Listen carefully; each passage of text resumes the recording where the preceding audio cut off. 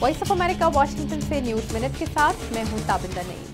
عراقی صوبے انبار میں خودکش بمبار نے اسلحے سے بھرا ٹرک رمادی کی طرف پیش قدمی کرتے عراقی فوجیوں پر چڑھا کر دھماکے سے اڑا دیا، جس سے فوج کے 2 جنرل اور 3 فوجی اہلکار ہلاک ہوئے۔ خودکش بمبار کا تعلق دولت اسلامیہ سے تھا۔ آسٹریا میں ہنگری کی سرحد کے قریب کولڈ سٹوریج ٹرک سے 20 سے 50 پناہ گزینوں کی لاشیں ملی ہیں۔ پولیس حکام کے مطابق لاشوں کی حالت اتنی خستہ ہے کہ درست تعداد اور قومیتوں کا اندازہ لگانا مشکل ہے۔ چین کے ساحلی شہر تیانجن کے کیمیکل گودام میں دھماکے کی تحقیقات کے دوران بندرگاہ کا انتظام سنبھالنے والے ادارے کے 11 اہلکاروں کو حراست میں لیا گیا ہے۔ دھماکے میں 145 افراد ہلاک ہوئے تھے۔